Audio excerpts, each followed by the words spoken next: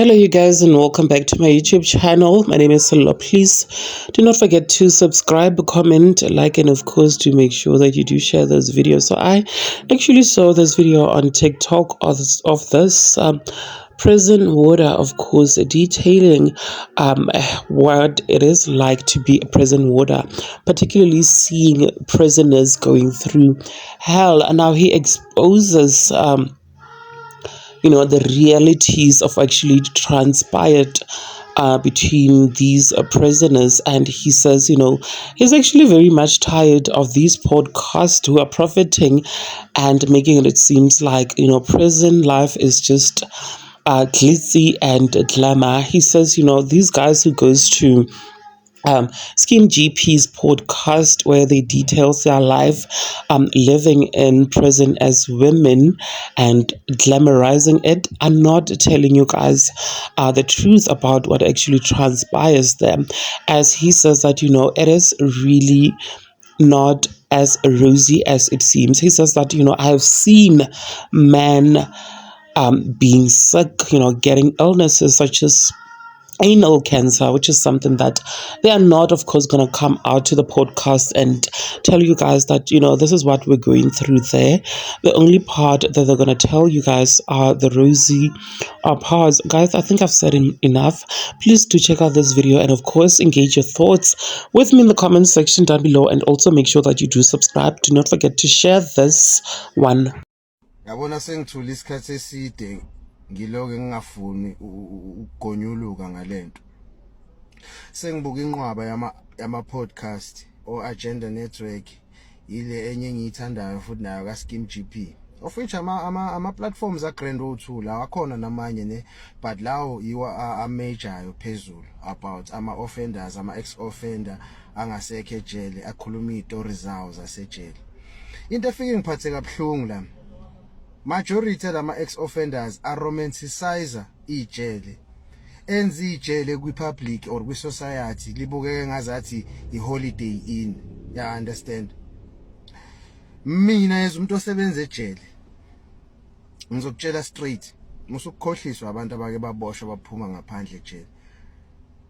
Bonke labantu balimele engqondweni, balimele enhlizweni, balimele ngayo yonke indlela ongayicabanga, even physically. Abanye bangena ejele bengaguli ndawo, namhlanje banama chronic disease njengoba ama ex offenders. Abakuvezi lokho. Ayibona le nto le.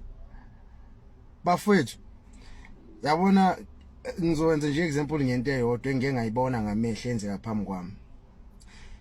Like siyenzeke ihlandle eningi but nje ngizochaza kule instance eyodwa. Mina ukuba aware kwami nge-anal cancer, ngibe aware nge-anal cancer sengisebenza e-correctional services. And now uma usebenzisa ingqondo, most likely yini into engakhoza ukuthi umuntu abe ne-anal cancer. Yayibona le nto. Lapha engqeni abafowethu baphenduka abafazi. Ya understand? Endakalalo umuntu oyedwa. Enye into kumele uyazi. Ngakho bengeke bavuma ukuthi bake balalwe, bayalazi iqiniso. Akalalwanga umuntu oyedwa. Yayizwa le nto le. Emva kwalapho wonke ama objects ongawacabanga ama contraband noma illegal ejele bawafihla khona lapha kwi-anal, kwi-anus. Yabo? Kungaba ifone iyangena lapha kule yambobo. Ngoku like iboshwe zayifaka ifone engqeni ihlala esiswini. Immese, ama drugs, yonke into ongayicabanga bayayifaka engqeni, bathi ukapha ngolimi lasejele.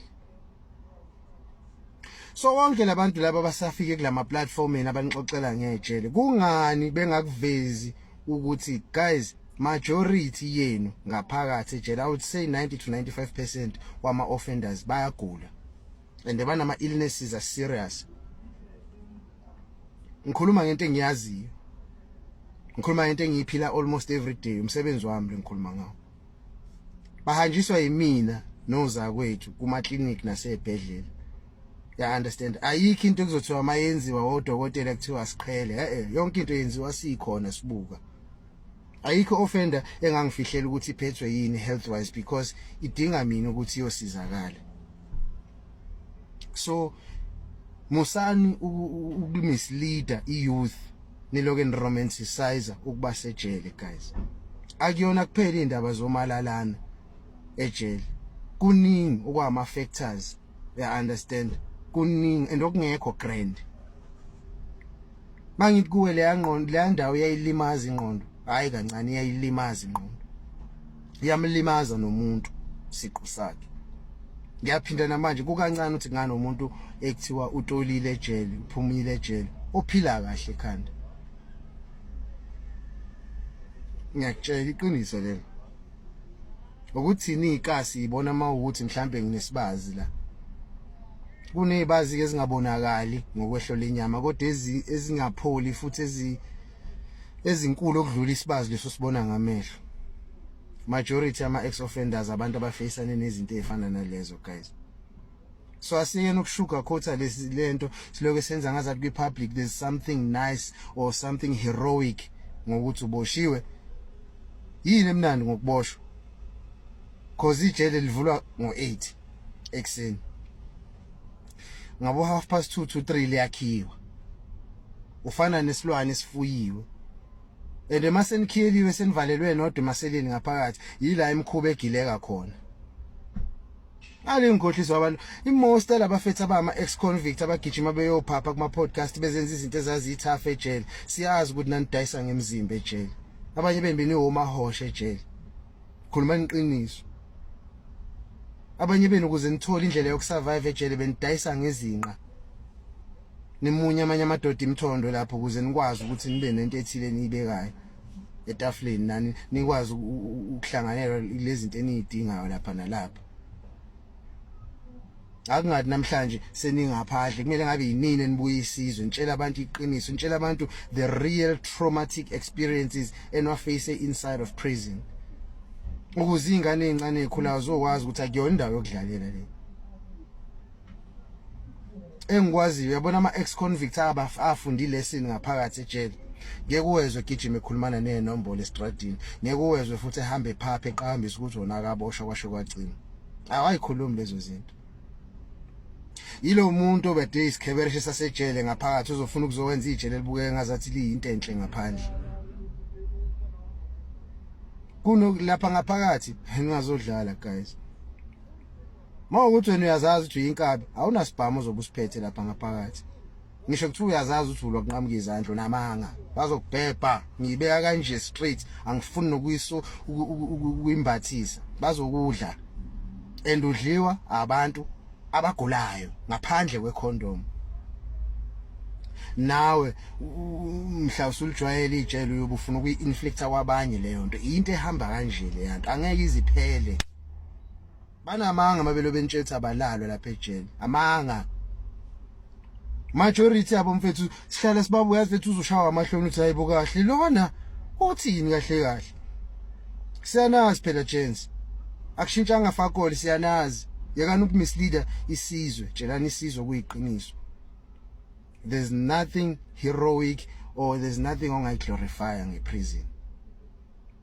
Kunesisho sesizulu esithi icala leyimbuli ingubo lingene. Iqiniso limsulwa lelo.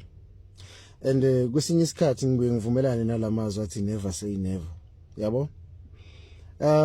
Noma athi uyitshela ukuthi unenhliziyo enhle kangakanani angekwazi wabulala ngisho impukane noma ungayitshela ukuthi umuntu like osweet kangakanani. Anything can happen isemhlabeni la. Even nabantu abanenhliziyo ezinhle nabanothando bayayithola bekuma situations abagcina bezithola benza izinto abangakazi becabanga ukuthi bengazenza. Then umuntu end up ethola behind bars. You understand? Guys, yabo le generation ekhulayo. Abafowethu abancane kunathi odadewethu abancane kunathi even nabadala kunathi kwesinye isikhathi ingane esizalayo kumele sitshele iqiniso bafethu. Ukuboshwa ngeke ngikhulume nje ngabantu besilisa yabo ngento engine experience ngayo yabo le nto le engiyibona first hand. Yabona mawuye umuntu wesilisa uboshiwe mhlawumbe uphuma kwi background ephuwa futhi nasekhaya kinawo nane support engakanani. Ake nje futhi mawumuntu wesilisa ohluphekayo uphuma nasekhaya ehluphekayo njengoba majority ethu siphume emakhaya ahluphekayo. Dlalela kude nento ezokufaka ejele mnganami. Dlalela kude nento ezokufaka ejele. Kufana noma unabazali abasebenzayo aba-earn salary, dlalela kude nento ezokufaka ejele. Yabo? Angigqugquzeli ukuthi ingane zabantu abanemali aba-wealthy noma aba-rich azigangi, cha, angigqugquzeli lo. But engikwaziyo ukuthi mawukuthi vele umuntu ophuma esobheni and une-support from edladleni, ijela ngeke ulifile ngaleyo ndlela ngoba uyakwazi ukuthenga inkululeko yakho. Yayibona leyo nto leyo. But mawumuntu oyifanela nami okhulele kwi-community epoor kanye naye futhi uphuma kwi-background epoor, think twice bra. Ungayenzi into ezokwenza ugcina uyithola ula ekuthiwa isejele khona. Ngisho angilanda bashathu ujimmy insimbi kangaka shathu uyazazi ukuthi ngogqiwe uyadluphula. Ayicount yonke leyo nto.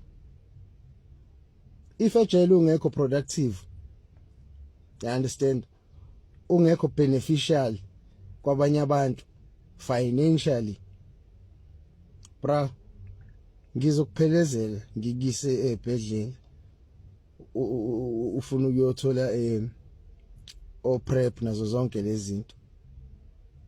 Ngizokuphelezela uphethwe i-anal cancer uyowenza o-radiation, no-boost, no-chemotherapy, zonke lezo zinto. Ngizokuphelezela futhi kuyi-cancer clinic uphethwe o-prostate cancer, o-skin cancer, kahle nje ngaphandle kwenkinga, yabo?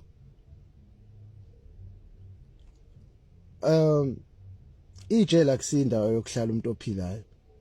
You understand? Ubuye ukhumbule ukuthi ayikhandelweni amajele and ayikhandelwe ubani amajele. Akusindawo yokuhlala umuntu ophilayo le. But umuntu olimele ekhanda unengqondo yokuyitshela ukuthi yena ejele ila uzothi mobuya khona elokishini uthola imendlela kwasho kwacima kanjani. Ayikho yonke leyo nto. Ayikho yonke leyo nto. Ungakhohliseki mnganami. Ayikho yonke leyo nto. Ayikho into kumele uyicherishe, ayikho into kumele uyijabulise ngabantu abasejele or wena self uthola ukuthi ungazofisa ukuthi ugcine uyithola usejele. Bonke la sinokubabuka la kuma podcast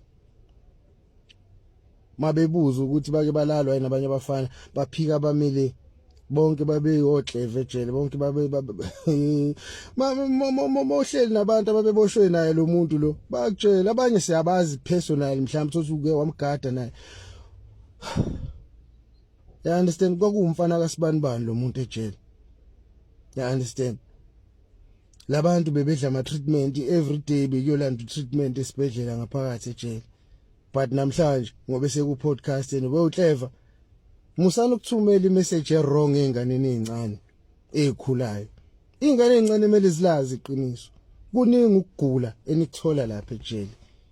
Indoda enentshebe egcwele ubuso enomzimba wesigora, indoda ongathi kungayibuka uyithembe, eyangena ejele iqondile, iphenduka isitabane ngaphakathi, iphenduka umfazi ngaphakathi. Endapho uwashela abanye abafana impahla zabo. Endapho uba intombi yomunye umfana or umfazi womunye umfana nize nishade. You understand? Ni understand phela ukuthi kunabantu ababoshwa ngama-80s, 90s, early 2000s abasaseva ngaphakathi ejele. Abanye bathi beboshwa babengakalazi nakahle ucansi. Mhlawumbe umuntu wayesayihave a few times isex waboshwa. Abanye baboshwa bengakalazi isidala ucansi. So ucansi alazi luphi olwasejele.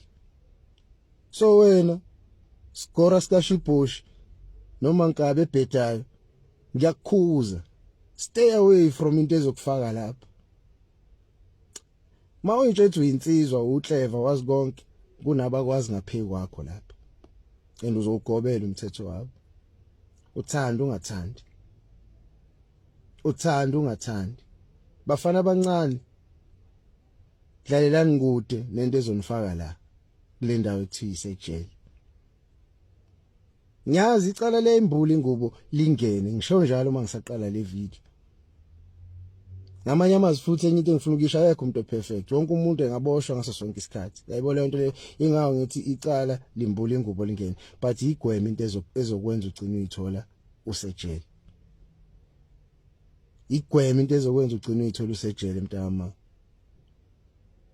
Khuzeka kusenesikhathi. Kodwa ke ngoba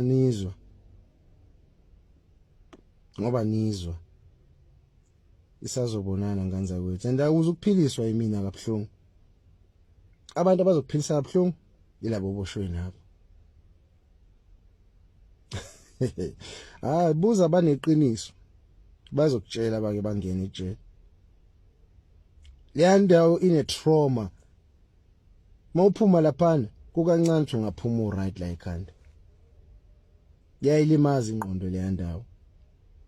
Stay away from into ekuthiwa yijele nezinto ezingagcina zikufikisa ejele.